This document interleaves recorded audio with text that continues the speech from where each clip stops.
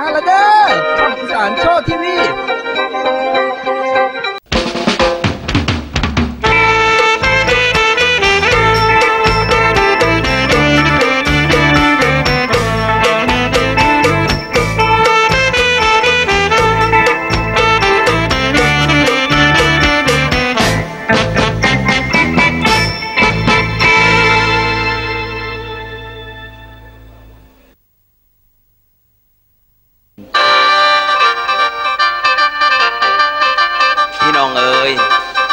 ผมสิพาญาทานไปพบกับนิทานสนุกสนานเรื่องใหม่คิดว่าคงถูกใจในนิทานเรื่องนี้ฟังเอาตีทุกๆคนผมสิพาพอสนไปพบถิ่นเมืองพินทอง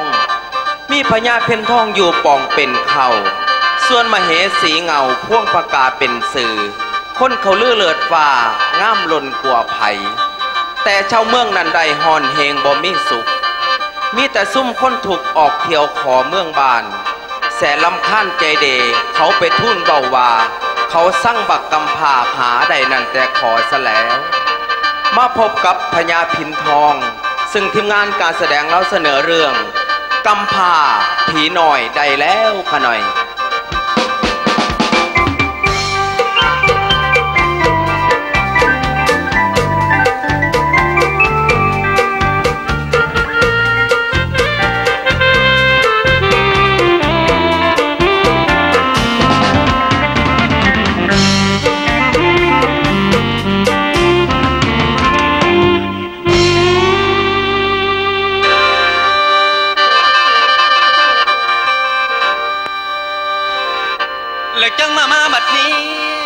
แล้วก้าวถึงเมืองนกแกกวงนครราชดอกเวียงวังละเมืองพินทองมีเสียงดังละเบาพญามาวอนเบาแล้วว่ามีคนน้อมากเขานขอทานบ่เป็นบางละมันรถหมดหนทางสิกำจัดน้อนั่นได้พญาไทยได้ใครควรละเช่าประชานั้นร่วนต่างปันกวนกันไปหมดละสะจันนอรันทดอยู่บ่ไหวดอกแรงเศร้าเลยสิเอาคำต้านประสันคำเบ้าน้องพิมละพ่วงปากกาคนดีว่าจังไหนนอเหล่าน้องอดลองเบาสู่พี่ฟังเบิ่งดูนางโอ้ยละนาตัวของข้าพเจ้าเองเจ้าเมืองพินทองสื่อพญาพินทองมีมเหสีก็คือพวงพกาเมื่อนี้ก็รู้สึกว่าไฟฟ้าราษฎรเดือดร้อนยิ่งหนักหนาเขาได้ขึ้นมาร้องทุกข์อยู่บ่ขาดอีบนหยังเพคะเสด็จทีอ๋อนี่พวงพกาเอ้ยเดี๋ยวนี้นะ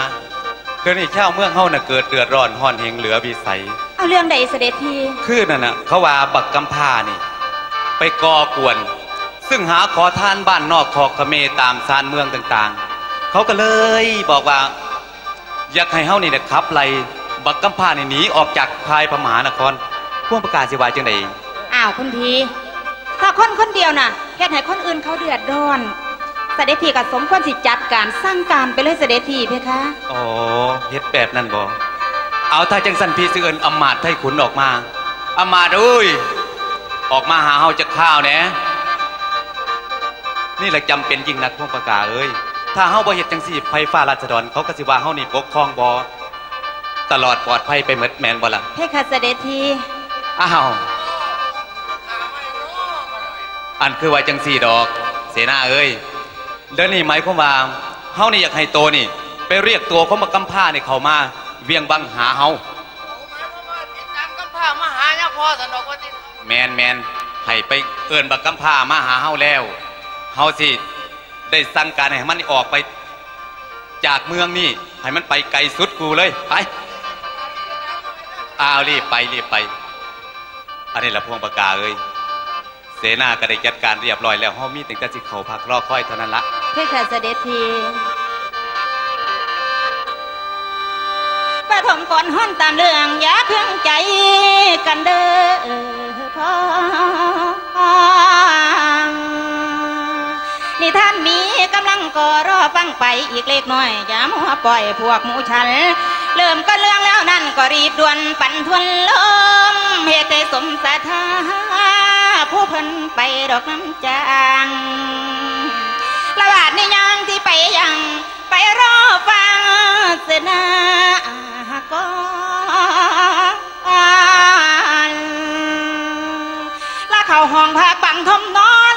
รอฟังตอนฉากไม่พูดสิมาเบาสู่เพิ่นฟังโอ้ยเด้อน้อโอ้ยโอ้ยเด้อละน้อ อันนี้แล้วเขาพักกันเถอะพวกปากกา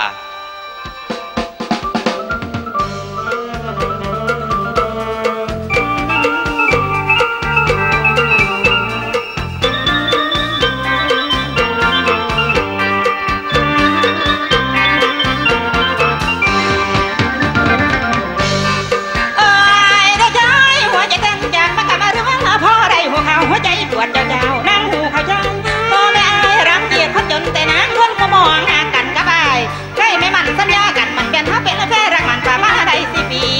แต่พี่รังเกียจเขาช่างแต่ใจนางไม่เคยเปลี่ยนแปลงสัญญาว่าจะมาแต่งจะหอบไปแดงไปขอรักหรือเปล่าดีสำหาอายและลืมสัญญาเบาเพิ่นไม่เลยหึงฝังผมอายเฮาเบาต่อกันหรือไอ้มันถูกพ่อแม่ของยายบางเขาเอาพันเนื้อหวมนั่นเขาเบาหรือใจเจ้านี่ดีทุกอย่างนั้นบ่หวงดอกไอ้ถ่ายใช้เบาผู้ใดทำใจผู้ใหญ่ทำนาทำใจผู้ใหญ่ทำนาไม่ต้องตั้งตาทำนาเลยมองใจฉันเคยจะมอ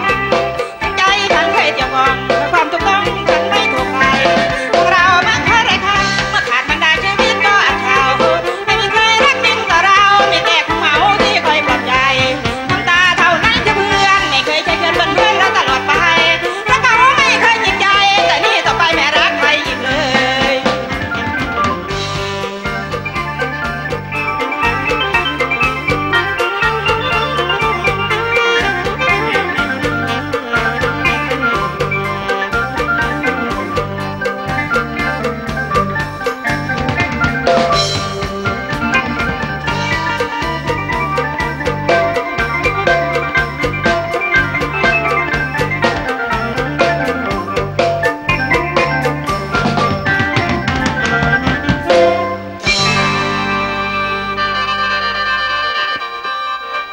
ลานนี้ก้าวถึงเท่ากำผาหน้าทาขาดพ่อแม่บ่มีไผลำแลเป็นคนจนทุกข์ให้ได้เดินดันว่าเที่ยวขอ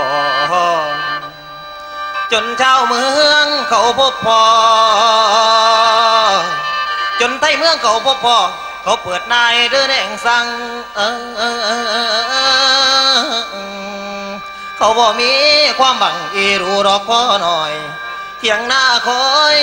เถียงหน้าคอยคือเฮือนยังเสาบันพังใกล้สิคุณมาโลตุนดีนอเกิดเป็นคนดื้อต่ำต้อยโอ้ยบุญน้องแม่นบ่มีโอ้ยเด้ยายโอ้ยโน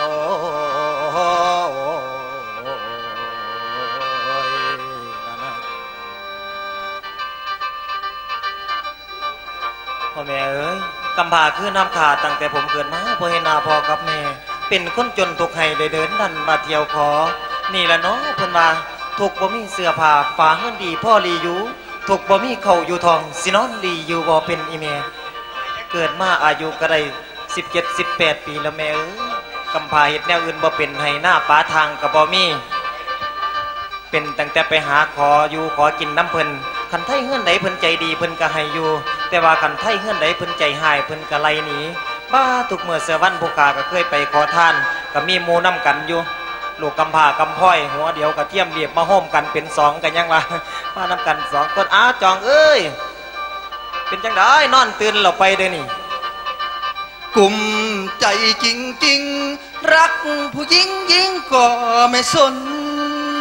เรามันคนจนไม่คนจนมันคนจนเราคนจนคนจนคนจนคนจนเรา มันคนจน มันคนจน มันคนจน เราคน สิจนไปจะไหนกระดอกกระเดือแต่มันหิวเขาเพราะแห้งเลยดิเด่น ก็ยังว่ากูถูกเนาะบักคำพาก็ได้ โอ้ เลย ย ถูกกับว่าถูกอยู่ดอกแต่ลำพึ่งลำพันครับกดไปจอง ฮะ เดี๋ยวยัง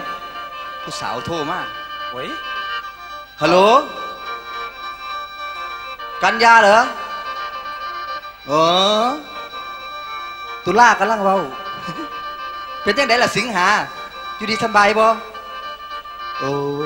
นั่นละรหัสพร้อมเด้อ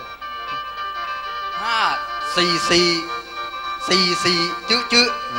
โอ้ยรหัสจังไหนมาสิจืๆจังสันมีบ่จองหาเอาไปทัวร์และตัวกระได เนี่ยโทรมาอีกแล้ว มันสิโทษดูแต่โทรศัพท์ไร้สายบ่ ฮัลโหลโอ้บ่มีแล้วครับบ่มีเอายังว่าบ่มีเอา บ่มี ไม่หยังบ่มีจอง บ่มีคนรับสาย หามึง เราว่ามันบ่มีอีหยัง โอ้ยกำหา โอ้ยมีพี่อยู่เฮียนอยู่ซ่านบ่น้อนอนี่เนาะ โอ้ยอำมาตย์ราชวังเพิ่นตัวนี่เพิ่นออกมาหยังเนาะ อันนี้แหละทหารติ เออนี่แหละทหารนี่ โอ้ทำความเคารพกันเดี๋ยววันทยาหัด จุดทหารก็จะ คือยังสีดอกจองเอ้ยกำพร้า นี่ตัวร้านใดล่ะ ตัวนี้ท่านพญาพินทองนี่มีหมายสารวายเฮานี่มานำโต2คนนี่เขาไปหาพ่อพญาพินทองเพิ่นมีธุระสิปรึกษาหารือคือพวกตัวว่าจังไดมื้อนี่ อ๋ออัน จะได้ละคำพา คำสั่งนี่เป็นคำสั่งของท่านอมาตย์จากราชองค์การใหญ่มาถ้าพวกเจ้าบ่ไปนี่พ่อขาดนะจะบอกให้ กำพาว่าจังได ธนมาตย์ฮู้บ่เนาะว่าพ่อพญานั่นเพิ่นมีธุระอันใด ก็บ่ฮู้ดอกแนวเนี่ยเขาไปแล้วให้พ่อพญาเพิ่นบอกเพิ่นเว้าเพิ่นสั่งเพิ่นสอนเอาเฮาก็บ่ฮู้คือกันเด้อ ให้ไปได้นี่เลยสิครับ ตามคนเฮามาเลยเด้อ ทหารในบ้างไหมเท่าคือหลายเถอะวะ ทหารบ่มีระเบียบ เฮาว่าจะเข้าไปในเมียงจังเม็ดเด่น บ่ นี่ ควรฮะ กำผาเฮาว่าจะเข้าไปในเมียงจังเม็ด บ่อยากเข้าไปก็สิเฮ็ดจังไดจ๋อเนี่ยเพิ่นดำรัสตัดสั่งมาไว้เฮานั่นเข้าไปหาเข้าเฝ้าถ้าบ่ไปข้อก็สิหลุดจากบาซั่นตัว ฮัดว่าสั่งว่าจังสั่นเด้เฮ็ดจังได๋ฮะเนี่ย แต่ยังสั่นเฮาก็เตรียมตัวเข้าไปหาเพิ่นซั่นตัวเนาะและอันนี้กำบ่าว่าเท่านั้นเป่าด่วนเลี้ยวพรันบ่กระสันแนวใดด่วนไปบ่มีสาองค์ราชาเพิ่นนักมีความเบากับเฮาเอ้ยอิหยังแน่กำบ้าบ่แย่แสเป่าเดินแด่เข้าสู่บ้านสถานกวงดอกทินบางแม่นเพิ่นให้ปังแม่นเพิ่นให้ปังกำบ้าบ่ดอกมีสนบ่มีใจกังวลเบาเรื่องคนบ่มียานไปสถานเมืองกวงไปนำทวงคำเบาก่อนอาทิตย์หัสดรจังสิกูนอเต่าคงโอ้ยคืนบานแม่นทินทานโอ้ยเด่นนอโอ้ยโอ้ยลานา เฝ้าไปเร็วๆสิบ่ทันทหารไปเร็ว ไปเอาเดินทางกันไป มา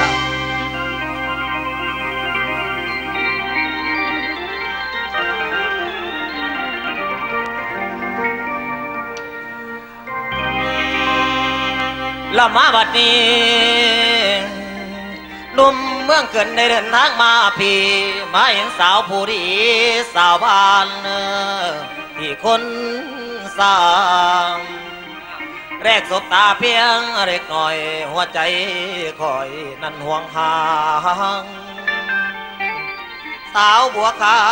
วเป็นอย่างงามแต่น้องลาแม่สาวสากาลสิน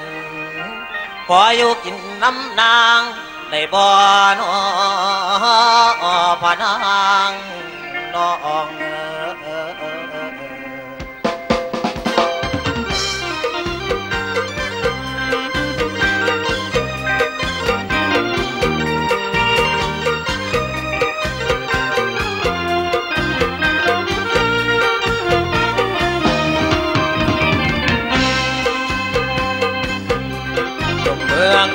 เดินลงทางมาพบอยู่พินสาวกาลสินธุ์ช่างงามเหลือเกินบาดใจบัวแดนสยามคงเก็บประเทศไทยไม่เห็นใครสวยบาดใจเหมือนสมัยสาวน่ารักเป่าเปิดปันรำพันแค่เพียงสบตาปรงอนิจจาใจเก็บผ้ากระบนกระวายอยากได้เป็นผู้ครองอยากได้เธอมาแนบกายจะดีหรือร้ายก็ไม่น้องนางคนเดียวหรือเดียวมาเมาน้ำนางตุ้มตังฟังจำปัดเอาก็มีเอาเรื่องดังกระหึ่มมองอยู่ในหูจมสู่น้องการบ้านโปรยคำเป่าไม่ลืมไม่ลืมนงเยาว์พวกเขาสาวงามเพียงแรกพบครั้งเดียวพี่อยากจะตามอยากไปถ่ายตามคนงามมีแฟนหรือแม้หากยังไม่มีผู้ครองพี่ขอจับจองได้ไหมโอแม่รอยชังหากไม่รังเกียจหรือไม่คิดจริงจังหากเป็นความจริงพี่จะร้องเสียงดังด้วยความสมหวังไม่พลั้งดังที่ต้องการโปรดสักนิดคนดีโปรดที่เถิดนาอย่าทำมารยาสายหน้าให้ทรมานพี่รักเธอจริงไม่เกรงกล่าวหาประจานที่ยอมโทษท่านเกิดจากประหารพ่อยอมตายสลายใจไว้ว่าขอไกลตัวเจ้าจักหน่อยว่าขอถอยสาน้อดีที่พี่อายเป็นพ่อแพงเห็นผู้ไม่บ่พี่ใจตั้งต่อสิขอนั่งรอแต่ตัวน้องแต่ตัวน้อง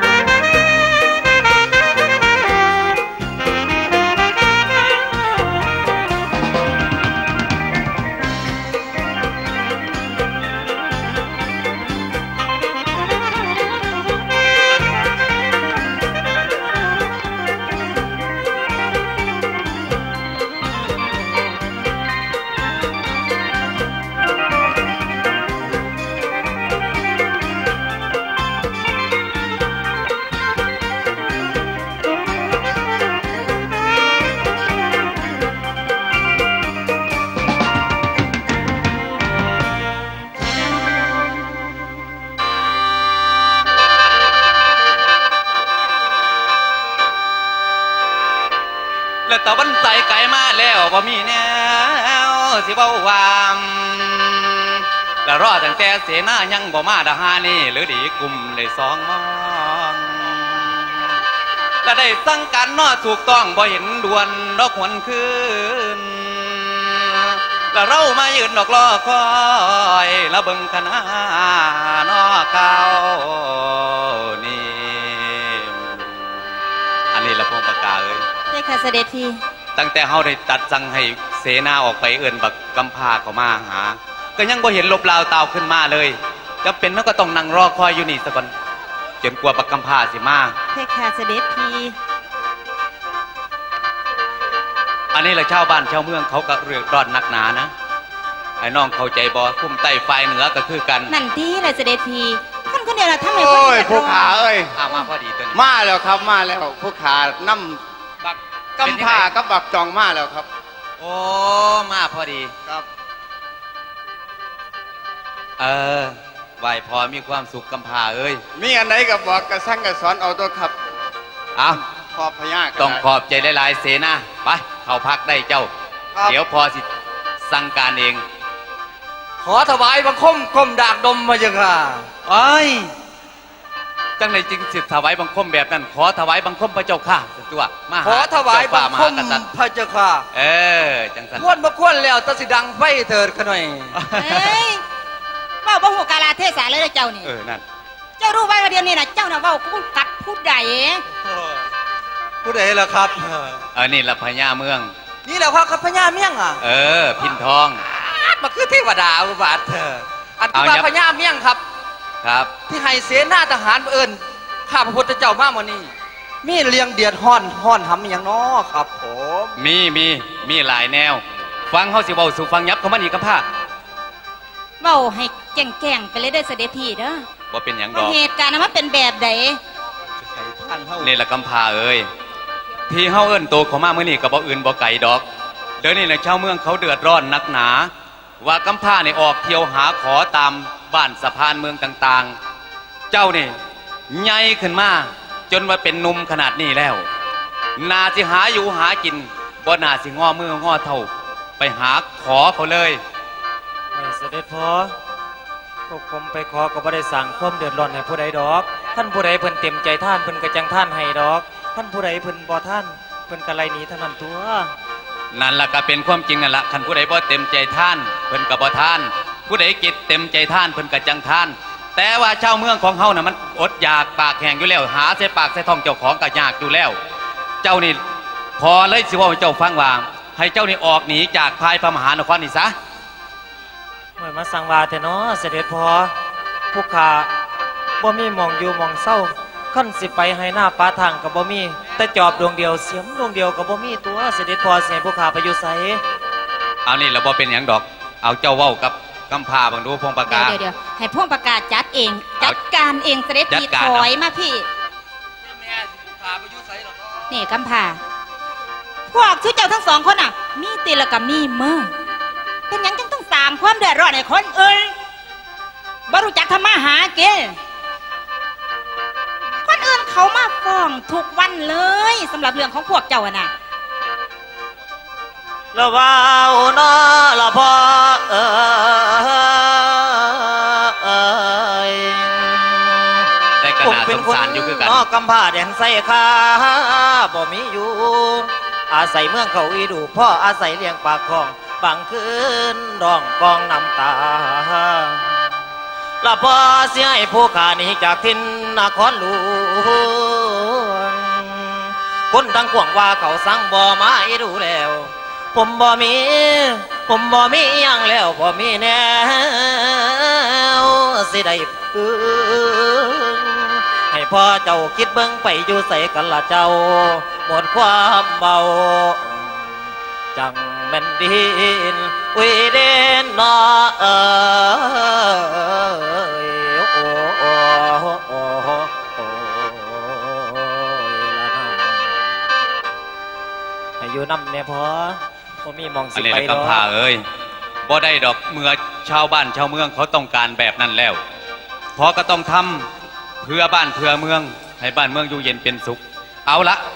ถึงเจ้าสิบนว่าบ่มีหมองอยู่หมองกินบ่มีหมองหาอยู่หากินก็บ่เป็นหยังพอสิจัดให้ทุกสิ่งทุกอย่างที่ เสด็จพี่เป็นหยังสิพ่อมีหมองให้กำผ้าไป หัวให้ไปหน้าบอนผีบะทองคนบ่เที่ยวพุทธดี โอ้ยเจ้าก็โพดไปเนาะเท่า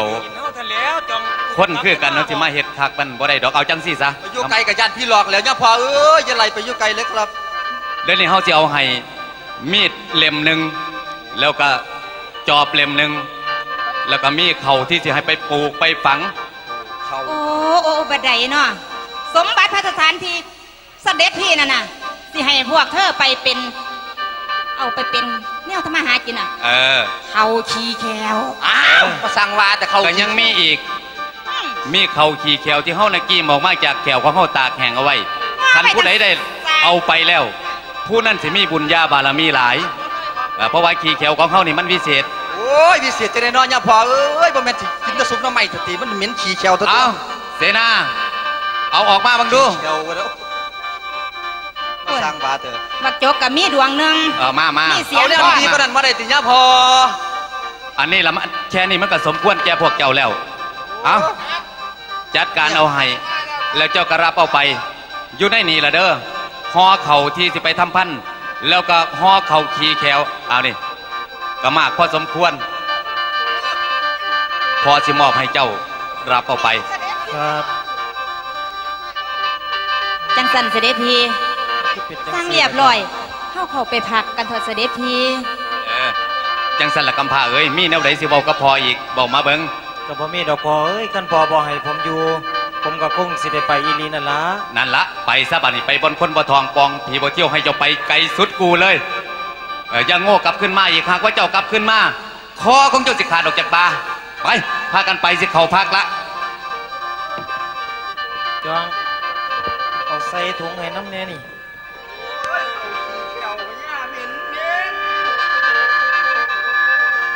ว่าจังใดคุณพ่อเพิ่นก็บ่ให้กำพร้ากับจองอยู่ว่าจำเป็นกับคงสิอยู่บ่ได้อีหลีตอนได้ออกจากพระมหานครไปหาบุญพาวาสนามีจองเอ้ยอุ๊บไปแม่มันไกลๆพุ่นเฮาไปมอง ไม่อยากพี่หลอกอีกแล้วดิ โอ้ยย่านอยู่ย่านพี่หลอกก็ได้คันอยู่นี่ก็ย่านข้อขาดสิเฮ็ดจังได๋ซั่นน่ะ ไปกับไปทั้งต้น ไปแต่ยังสั่นออกเดินทางเลยจองปะ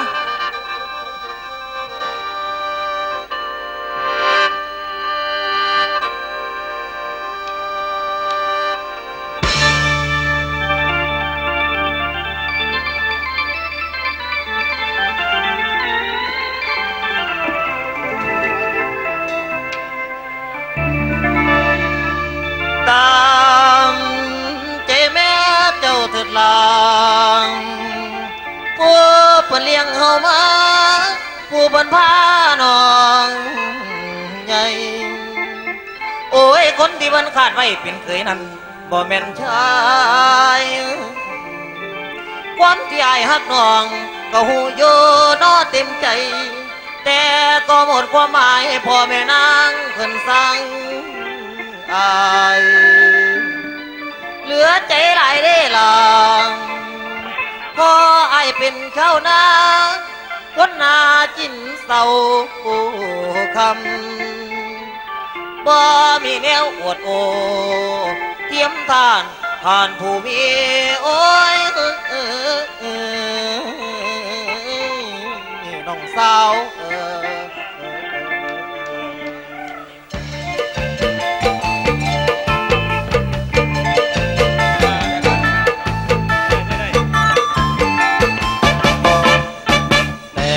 กับเขาเดือดน้องผู้ครองที่สมกัน แม่ท่านคงหมายให้มัน อยากให้ลูกนั้นได้คนดีที่รู้อยู่แก่ใจ ว่าปีใหม่ผู้ควรห้องนาง ขอไปตามทางชีวิตคนข้างถนนสมกับแม่น้องนางว่าไอ้เส้นเด่นคน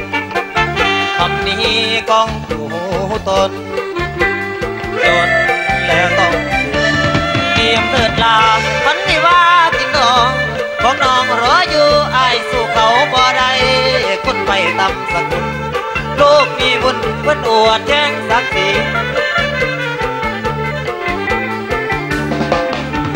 ไล่มันไปลูกเอ้ยอย่าสนมันเลยให้เสียเวลาไอ้คนที่เราเมายาอย่าให้มาชายคาบ้านเราเศร้าสุดทรมานเสียงคำประจานจากคนนายเล็บแดงถูกด่าเหมือนดังคอยแคลที่แสลงทำในดวงใจไปเถิดลายตามใจเพิ่นตาเอาหน้าให้แม่ฟังเอาแก่เพิ่นเราก็เจ้าอย่าลืมของให้แม่น้องนายใจต่อสองเป็นกับเสียทีเงินถังอย่าห่วงหลังก็เด้อน้อง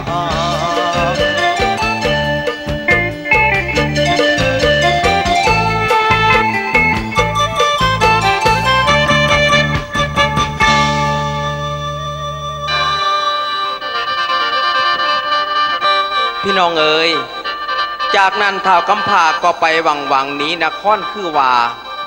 มันบอกกลับขึ้นมาอีกจอยไปทำสั่งไหหน้าพักกันไว้ก่อนนากำพร้าอวยตอนหลังพี่น้องเอ๋ยลองมาฟังผีย่ายผู้ที่หมายดงกวงเขตทั้งกวงแถวนี้บ่มีไผเสด็จผ่านย้อนว่าเขาและย่านย่ายเท่าได้สั้นสายซะแล้วมาพบกับผีย่ายยางามได้แล้วขะหน่อย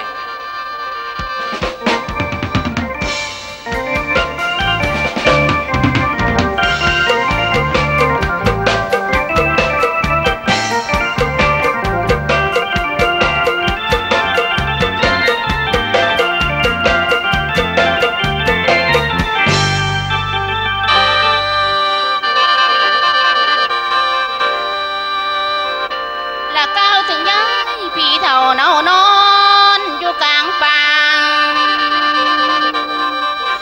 กว่าปีที่นำพาอาศัยหลงป่าไม้คนไกลไกลได้ด่วนมารักษาเด่นป่าจ้าลิดแปลงวายคนเลว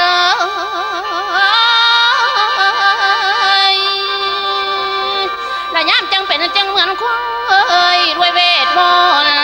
ต์คืนลางและคนทั้งปางเขาว่ามีเศร้าได้ยานเจินและย้ายยังงามโตสำคัญและนั่นคือซื้อเด้อขะน้อยค่อยฟังบัน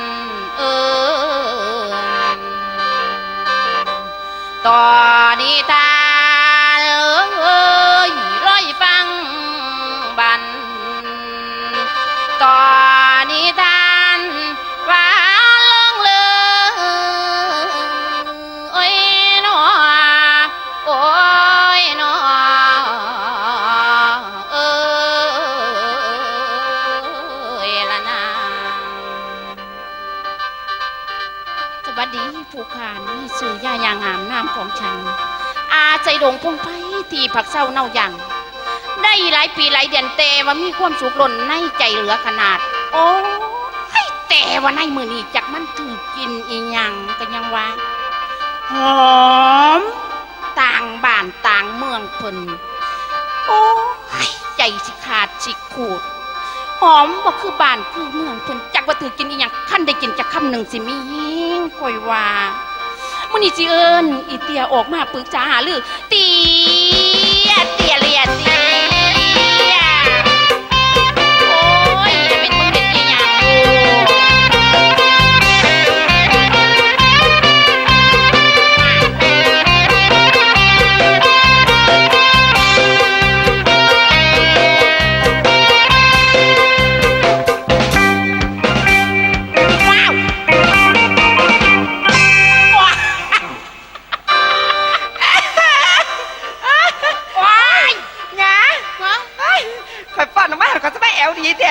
ข่อยฟ้อนแอลดีซ้ำนี่ย่ำมัน สิซ้ำใด ย่ำข่อยฟ้อนต่อไปไม่สิซ้ำได้ย่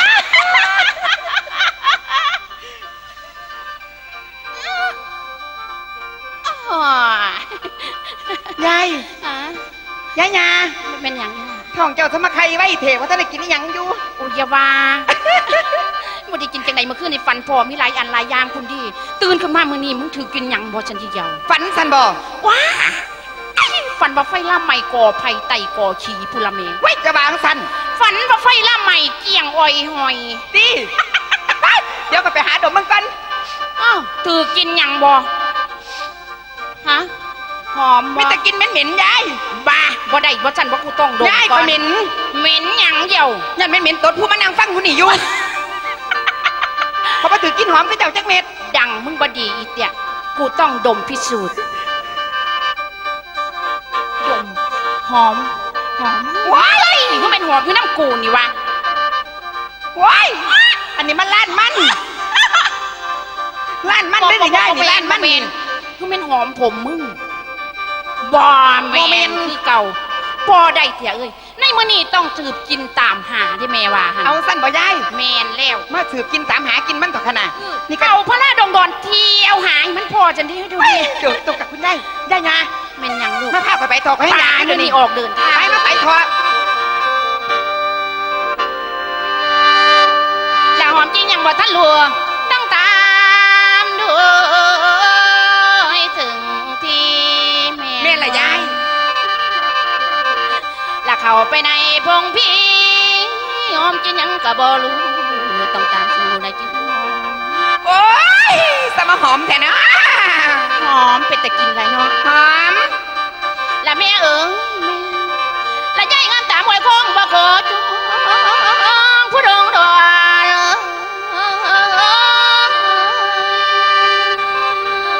ออกเที่ยวสาราดู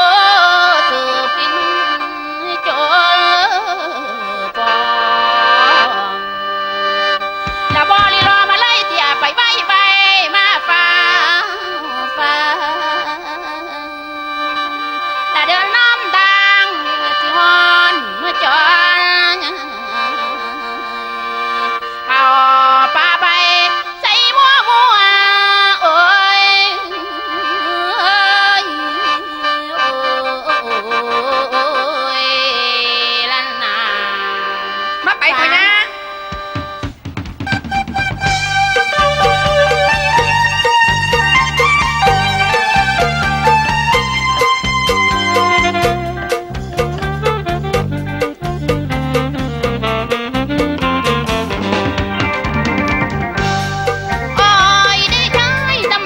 บอกคือจะจำบัดนี้สิบอกคือจุดสีจำนานผู้จดผู้ลือจันทร์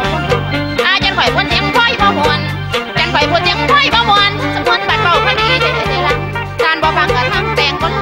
การบ่ฟังกับทั้งแต่งคนจะนำไปหาคนสัวใจเขาไปจับสัวแต้วไปจ้า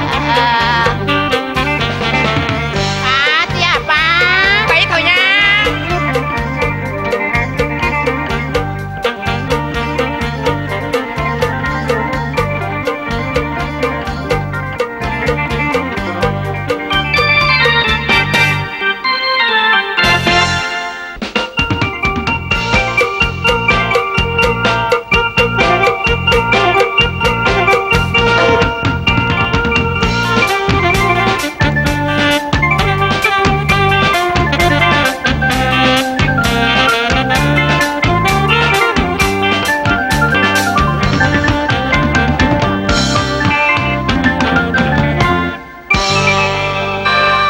ด้านนี้กำบามาอยู่ยังไก่แคมฟังเดือดงนางเศร้าทำนะทางดอนไหลพรปืนดอกมาไว้ทำเป็นเฮือนหลังน้อยไว้แต่คอยหลบฝนแดดพ่อได้มีที่สนอาศัยมนต์ดอกพึ่งพางว่าตื่นเศร้าแล้วนะว่าตื่นเศร้าแล้วนะบากะอวยมาหาหาลุงพุ่งจังคอยเดินไปในดาวบ่พ่อเข้าก็แล้วบ่มีแนวสิทำต่อนั่งกินข้าวก่อนนอเวลาพ่อสำนีโอ้ยดีแล้วแม่นเรากินใจรวยรินโอ้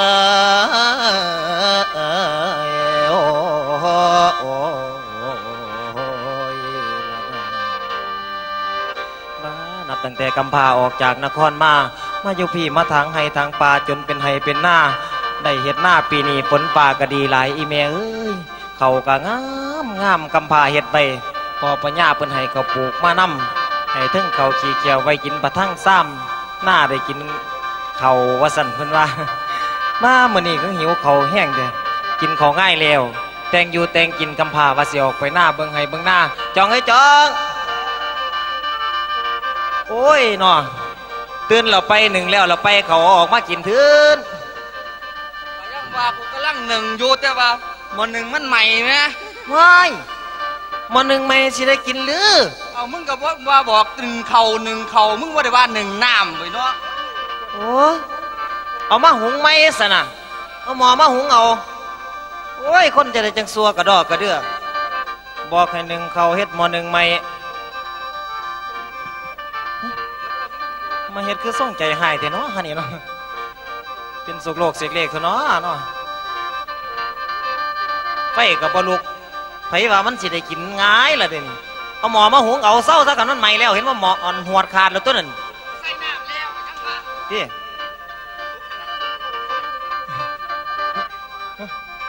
เทแข้งแล้วมันสิหลุดเด้ว้ายเสียบตาฮะนี่ต้มปลาไหล คือบ่สับเนี่ย ต้มเปรตรู้ แล้วเราไป และย่ายงามตามกินได้เดินไว้ไว้นะขอบป้า เฮ้ยมันกันไหนยาย แล้วหอมจริงอย่างในอยู่ละพอเดินมาออดไก่เงินหน่อยเราซ่องดู โอ้ยสมหอมคักแต่ยา และย่ายจึงได้จับลูกเจ้าของกินนั่นมันหอม เห็นแล้วสะบอกหอม ย่ายจึงซ้อมลิงเงินจอเบิ่งในน้องน้อยแล้วบ่ได้คอยนั่นเดินไว้ไปว่าไม่มาหอมแต่เนาะ และเจ้าเป็นอย่างจังนำมาของมันหอมเนื้ออูดเอาว่ายายเท่า ไม่ยังมุมใหม่ขึ้นมาเฮียนเนาะมันมีแต่สับประหลาดบ่นะ นั่นเรากินในเด้อกันโอ้ยนะโอ้ยน้อ ผีมันเป็นคนเนาะจ้องมาเบิ่งคักๆซอยกันได้เป็นหยัง โอ้ยเตี้ยเฮ้ย บัดใดเทกินหอมมันอยู่นี่ จังว่าข่อยหยังหอมจนไม่อยากก็ไม่เงี้ยแตกเงี้ยแต่ดอกยาย โอ้ยพ่อนม กินนี่ยังโนลาสั่งคือหอมเป็นตาอยากแต่ละ จังว่าบาอยู่นี่ล่ะ ห่วยยายพากันมาแตาสาย มาตะไก่อยู่จนเหงือแตกเหงือแตนได้เยาว อุ้ย ยังไก่อยู่ ยางไก่ลูกหลานแม่ซิมจะเข้าในลาคือหอมแต่ลูกแม่ ไม่ ยา ซิมจังได้เนี่ยกินมันให้มีหน่อยๆนึงซ้ำว่าน้ำบักจองให้เฮ็ดใหม่อีกพร้อมกันมันเหลือหน่อยๆซ้ำนี่ห้าข่อยให้เจ้ากินแล้วตุ๊กข่อยสิได้กินนี่หยังมันให้กูกินยากอยู่ แม่บ่กินเบิดดอกลูกแม่กินจากตัวนี้ก็ได้ตัว เมียนยามีหน่อยกินน้ำกะสิบ่ได้สะบัดสิไปแบ่งกินจังน้อยสันบ่ จะได้สิมาเถียงกินกระดอกกระเดียแต่อึดตายอยากมาแต่ใส่หั่น แม่มาไก่ลูกหลานแม่กินน้ำจากคำแน่ลูกเอ้ย โอ้เป็นตะลุ่นซาดแต่จอง ให้เจ้ากินแล้วทุกคนสิได้กินใส่เขามันหน่อยๆมันสิหมดแล้ว แม่กินกันจังว่า อันนี้มาบ่ให้กัน ไปแล้วซิมหน่อยๆก็ได้ต้องข่อยมาแห่แตกแห่แตนแน่อาย แห่งมาขอเขามันเว้าแห้ง อย่าถืออย่าซ่าลูกแม่แตัวลูกหลานแม่กินจากคำในลูกหน่อยๆก็ได้ โอ้ว่ามันหอมคืออยาก คืออยาก บ่หอมจังไดเขาขี้เกียวเพิ่นพญาให้มามันก็หอมทั้งตัว มาสร้างบาท เอาจังซี่ซะยาย แถวพะนา คัน บา เจ้าอยากอีหลีเจ้ามีแนวมาแลกเปลี่ยนบ่ล่ะกันเจ้ามีแนวแลกเปลี่ยนข่อยจังสิให้หมู่เจ้ากินแต่ว่ากันบ่มีก็ย่านบ่ได้อยู่ โอ้ย นี่บอในเนี่ยในกายเจ้านี่ของคุณอาเพราะสิแรกเขาขี้แขวเพิ่นได้บ่ยา มันแมนบ่น้องบางเดี๋ยวนี้อยากได้ของดีน้ำแม่จะติลูก แม่น บ่อยากแม่มีของวิเศษลูกหลาน ของวิเศษว่ามันติดตัวกันบ่เนาะฮะ วิ นี่ เศษอีหลีหรอลูก แม่นนี่หยังวิเศษ บ่ต้องห่วงของวิเศษแม่วิเศษอีหลี เอ้ยเบาตุกฟังจักที บ้าของวิเศษก็อำไว้ฟังเด้อแม่สิเว้าอย่างสรรพคุณมันให้ฟังของวิเศษแม่หั่น อ๋อเว้าเบิ่งซั่นมันสิใส่กันได้งานได้แนวใด ลา มัน พ่อ สิผู้สาวได้ น้ ก็ อง จ้อง เอ๋ เนาะ ยของวิเศษย้ายว่านั่นอัศจรรย์ทุกอย่างสิทำหยังต่างๆคมประสงค์ไว้แล้วสิดงดังประสงค์แต่เป็นเจ้าไปไว้คงข้าจงนาทางใดแล้วทำมันไปซะเลยจงเลยเด้อทุ่มเจ้า คือบ่คันออกอยู่เตี่ยว่ามีหยัง แล้วหรือจะเอาไปห่างสัตว์เสียสางตัวบากหยา มันคือสิดีเอาไปหา ได้ เสื ค อ วาม ก็ สร้าง ได้ ความ เพิ่น เสียบุญบัดเนี่ย แล้วพอนุ่มเอ๋ยแล้วขั้นเจ้าได้มันไปของมันดีเด้อสิ่งนี้ยายขอว่าให้เราฟังแน่เด้อคำเอ้ยโอ้ยนะโอ้ยนอเอ้ยลันนาม มาสร้างบาทเตี่ยหันนี่ไหม พอนมเอ้ยของพิเศษยายวันนั้นอัศจรรย์ทุกๆอย่างตัวลูกหลานแต่ว่าขอเวลาแม่โลกก่อนเด้อลูก ห้อยของวิเศษอิหยังจังสิได้ลกเอาหั่น เอาแม่ปลูกไว้มันอยู่ในพุ่นเด้ลูกพูนปลูกไว้แถวดอยหมงพุ่นเด้ลูก ว่าเส้นผมกับบ่แม่นเสียข้าวกับบ่มี ดอยหมงดงกุกล้วย มันจบภาษาไทยบ่อันนี้ โอ้ยนั่นแหละลูก มันแปลภาษาไทยคือ เปรียบง่ายๆมันคืออันซอยเหม็นนี่แม่ลูก ซอยหมินเป็น เส้นผมหันนะว่ารู้จักจังฉันขอเวลาแม่ลูกล่ะเอาหลายว่าได้ได้ของแม่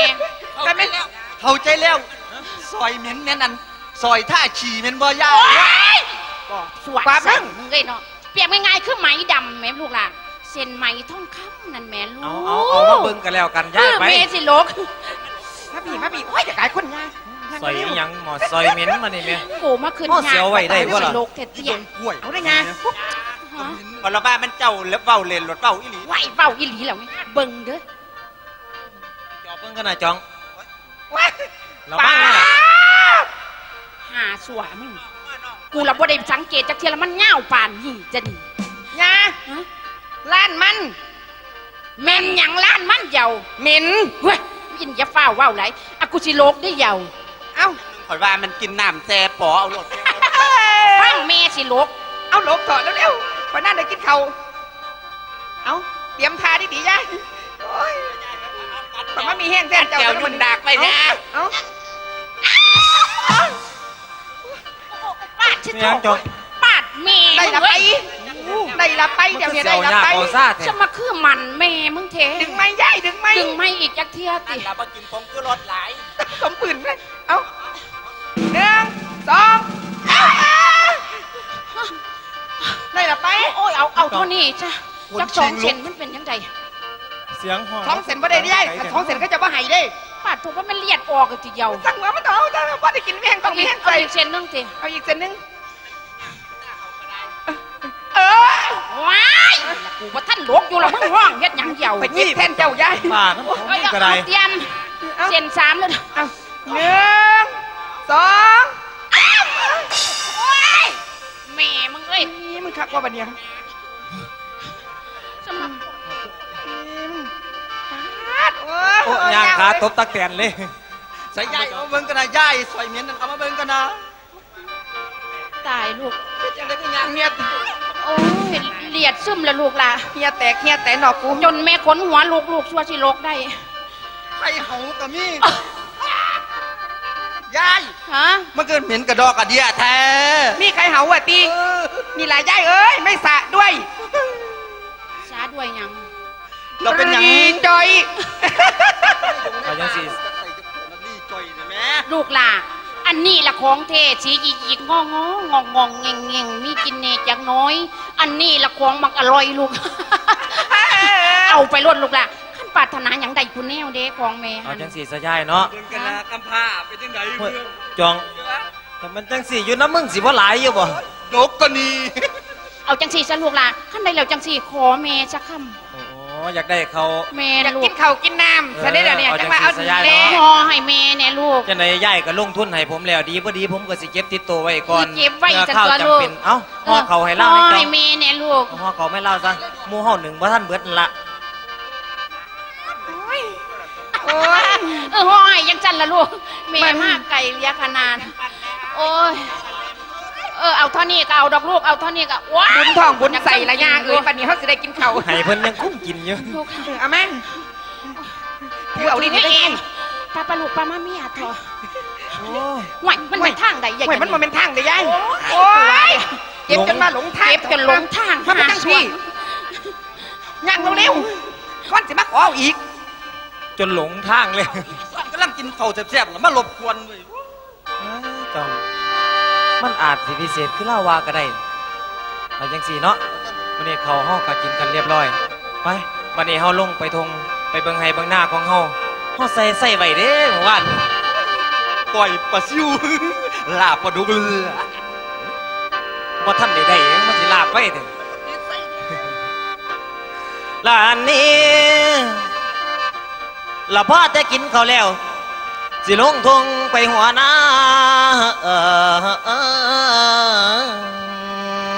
ไปดูป่าในใส่แต่แรงวานพุ่นป่าคงสูญมาตอนมันคงนอนเดือไตจุ่มเอาใบไม้มาปกคลุมมันคงตายนอเอเลไว้ข้าวนี่แม่นดวนไปใส่งามโอ้โอ้โอ้โอ้ยนะไปออกเดินทางกันตะจองห้อง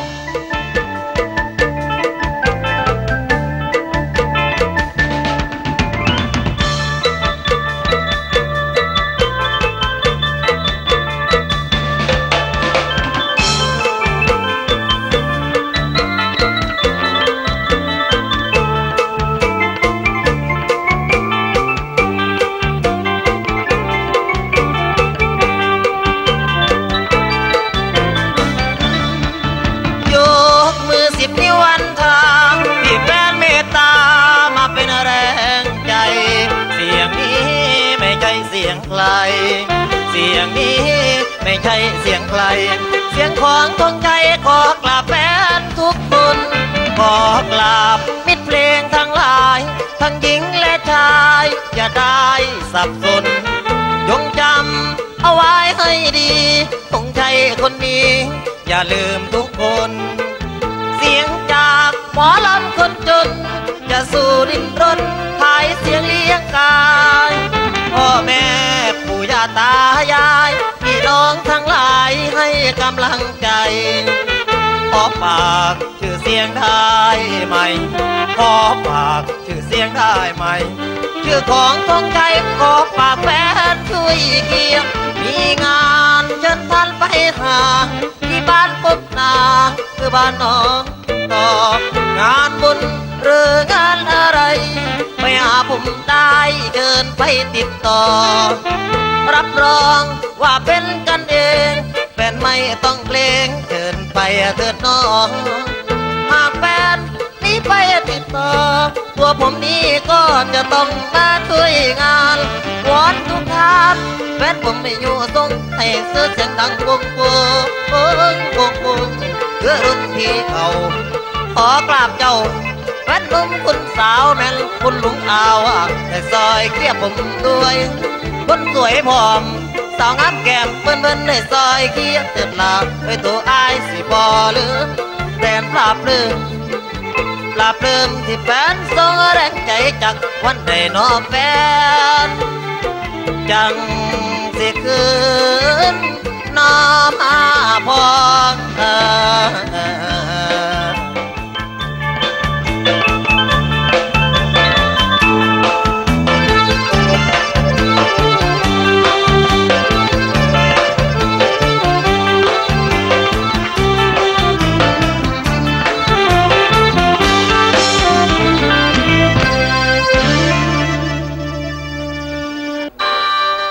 พี่น้องเอ๋ยข้าวกำพร้าได้ไหมค้ำจากง่ายเจ้าบ่เสื่อใจจักกะหน่อยบ่คิดหยังมากแท้และเดินดันเขาทงหน้าไปยามไส้นันนาป่ากะบ่มีติดพี่น้องเอ๋ยเบิ่งแต่คนคือมาหลักเอาไปกินเกียงมาฟังเสียงขี่กระม้วยผู้ลักป่านั่นมาจ่าเบาอ่อยมันคือบักพี่น้อยที่ค่อยเบาต่อไปพี่น้องเอ๋ย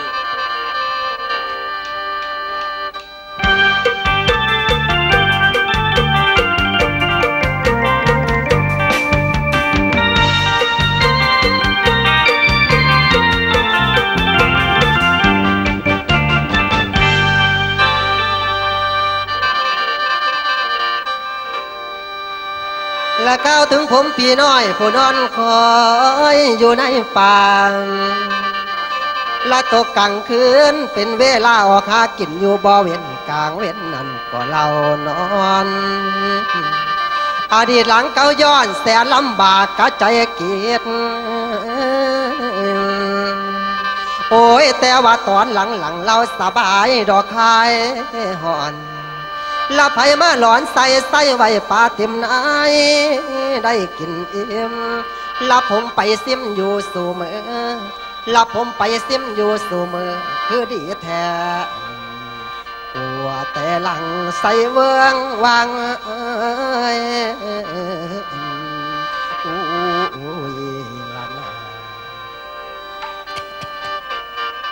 ขอบคุณแฟนที่ค่อยถ่าแฟนสถาแกมเปิลเวิร์นพี่หน่อยเด้อให้จื้ออื่นเขตป่าดงพ่องป่าดาวแถวนี่เป็นบ่อนเน่า พี่หน่อยมีเรื่องหนึ่งสิเว้าสู่ฟังจะว่าบักหาพี่บ่าวมาตั้งแต่ทางไหนกับบ่ฮู้มาทางผู้ทางป่าปลูกเขาปลูกปอกันยังว่า มันบ่ซาบ่รู้ที่ได้ว่าแถวนี้ผีมันหายผีมันดุเว้ามากกับเป็นตาอยากหัว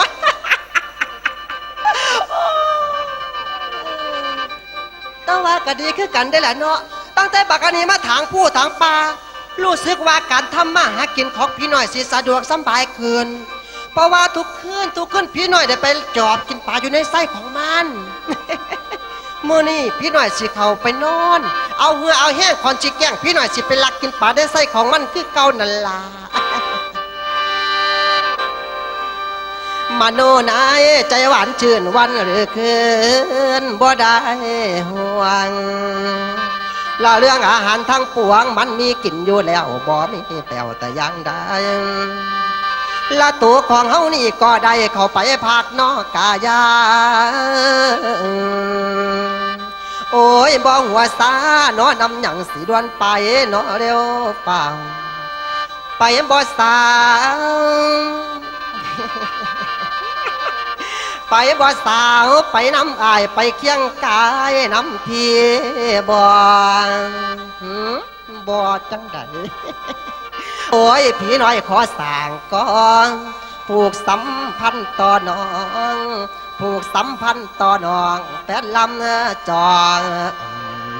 สองเบิ่งผมแน่เด้อแฟนโอ้ยนั่นละนะ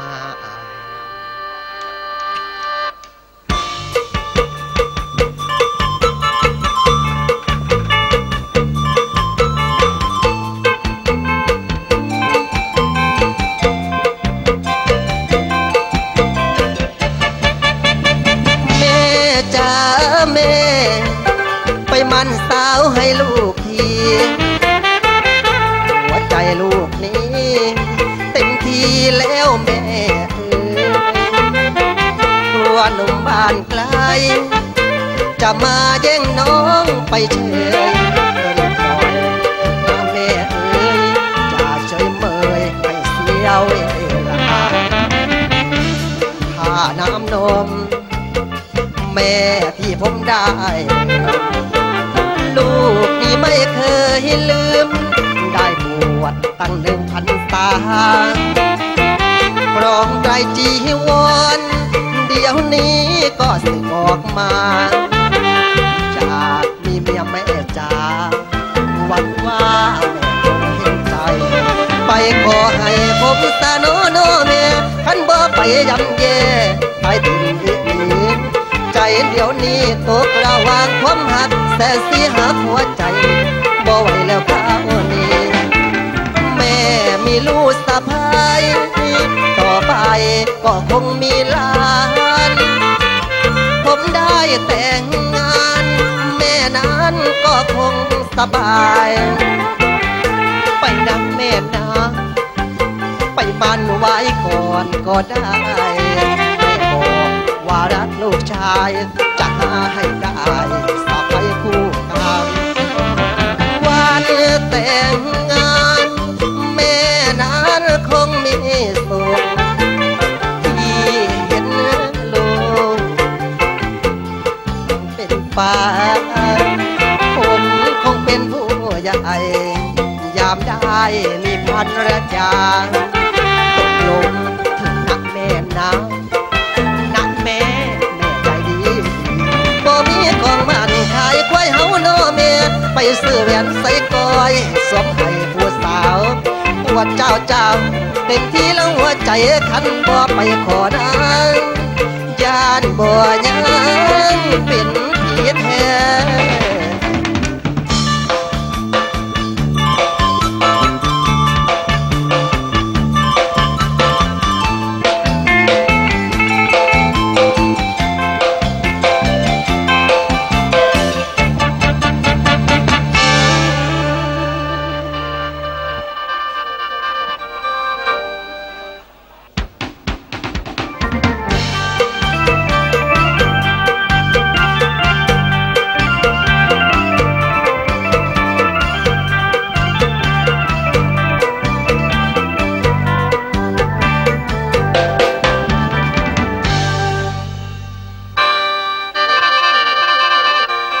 ลานนี้กำพามาถึงห้องหน้าไทยทำก็เคยวานบ่มีการรอนานไปยามใส่เบิ่งคนหน้าหัวหน้าพุ่นเรามีป่ามันซุ่มแบบนี้ต้องมีแน่บ่กังขาไปยามป่าในใส่ดอกดวนไปดอกไฟเปล่ามือเลยเศร้าเครือไม่มองลงไปผัดเป็นเป่าเห็นแต่ไส้นั่นละเจ้าหมดความเมาจังแม่นดินอุยเด่นนอโอ้ยโอ้ยละนะบ้าหมู่บ้านว่ามันใส่ไว้นี่คักเฟื่อยเก่ามาใส่ไว้มามือนี่แปลนอยู่เห็นตั้งแต่ห้อยเป่าว้าผู้ใดมาลักกินไส้เนาะกินเทิงป่าพร้อมหามึงไส้พอเห็น ติดหลายโตวะล่ะเฮ้ย ติดจังไดไส้ก็พอเห็นเลย เอ เอ้ามึงใส่ไปใส่ท่านล่ะ ก็ใส่ไว้นี่แล้ว มันไปใส่ล่ะ ห้อยจองโอ้เอ๊ะเป็นห้อยอหยังนี่มุนอุ้ยปุ้ยเลยแม่มเป็นห้อยคนกับบ่แมน น้อยหน่อยนึง เป็นว่าห้อยหมาห้อยเสือกับบ่แมนพุ่นห้อยมันไปทางพุ่นโอ้พูนใส่ติ่มอยู่บนหามึงเอ้ยเอ้า กัดปากใส่ กูอัดอยู่มันกอัดอยู่คือเก่าอยู่ได้ล่ะ แต่ว่าใส่เฮาคือไปอยู่พุ่นปาโธนี่แสดงว่า มีคนมาลักกินไส้กินปลาในไส้ของเฮาจ่องเอาจังสิเฮาคิดออกแล้ว เอาเส้นไหมของย่ายยางามผู้เพิ่นมาขอเขาเฮาเมื่อวานเพิ่นว่าท่านต้องการแนวใดอธิษฐานแล้วก็ห่างโลดถือหอดเสือหอดสร้างว่าสันละว่ามันสิเป็นคือความเล่าว่าบ่เอามานำบ่เนาะหั่นนี่เนาะยังพอ3 เซนบ่เนาะโอ้โหยยังอยู่จ่องเอาไปห่างแล้วก็ปลูกไว้น้ำกันนั่นล่ะกับไส้ โอ้ยมันเหม็นกินแล้วคนเศร้าอยู่หรอก แม่นมันติดแล้วมันของไส้ไปของมองหันมองนี้มันก็บ่ไปบ่ได้ดอกต่อกันในที่มันคือสั่นแท้ เอามึงเฮ็ดเอารถกูเหม็นเว้ย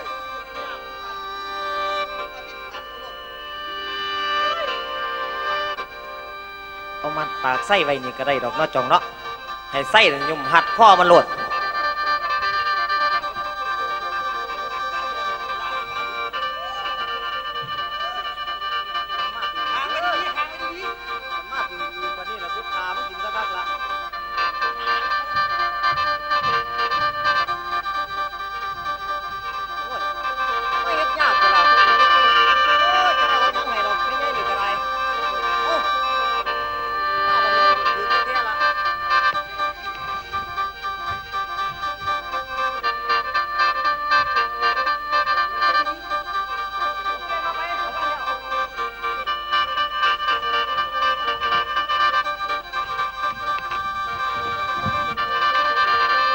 เอาขี้ดินถมจักหน่อยปานนั้นมันเอาออกได้ก็เงึดแล้วล่ะมันเป็นคนแท้ๆละ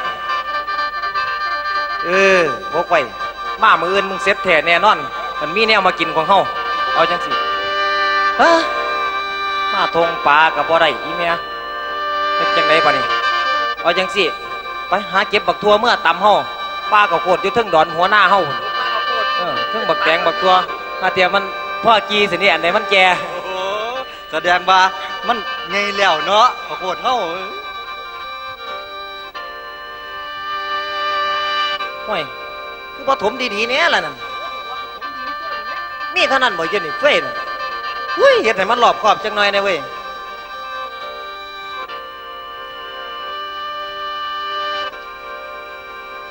ละมาคือสวยแต่ย่ำเศร้าหวังเอาปลาไปต้มอ้อ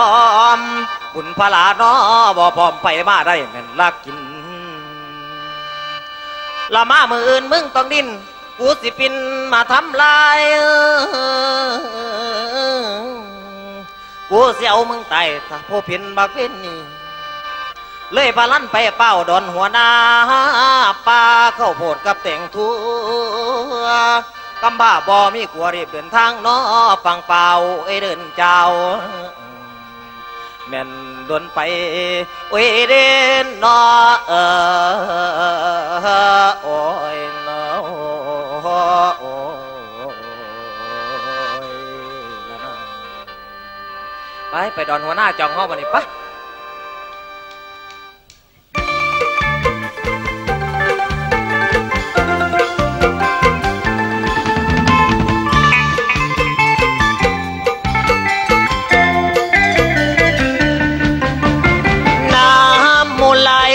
หลังสองปากฟังอุบลวารินแววเสียงแค้นเสียงพินซึ้งใจอายบ่ลืมลงเข้าพรรษาปีกลายยังได้เคียงคู่อนงแห่เทียนเป็นขบวนร้องส่งสองเรายังคงรักกันชื่นบานแต่ในงานปีนี้ไม่มีน้องจ้าที่ยังมาคอยเหมือนเก่าแม้แต่เงาน้องก็ไม่มีนี่หรือใจคนสาวอุบลที่ว่าใจดี จากกันก็เพียง1 ปีแต่มาบัดนี้น้องเดิมสัญญามองดูป่าเห็นแต่เมฆาบังไอ้แทบยังบ่อยู่สุขเลยสู่ต่างบ้านสั่งมาตบหลอกกัน วันที่ตั้งก็มักก็วนมาถึงสั่งบ่มาน้อเจ้า เสียงแค้นเป่าเข้าแห่เพียนเข้าพันษาแววดังมาเหมือนเสียงสั่งจากสาวบุญเพื่อนบอกว่าเขาลืมเราแล้วลืมแล้วสัญญารักคนจน ปีนี้ตัวพี่มองคนสาวเมืองอุบลน้องไม่กลับมาตามือมองน้ำมูลไหลหลังไหลไปวังวังไม่กลับหลังคืนมาน้องก็คงเหมือนกัน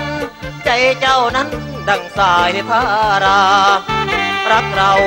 วันเข้าพรรษาเดี๋ยวนี้มาเป็นอดีตแล้วใจคนเลยผู้สาวเมืองบัวบานบ้านพี่น้องแสนซื้อเจ้าคือบ่ขึ้นพอผมเบาต่อกันจากมือนั้นจนมาหอดมือนี้ที่บ่เปลี่ยนแปรไปบัดว่าใจของนางสร้างมาเพื่อลืมอาย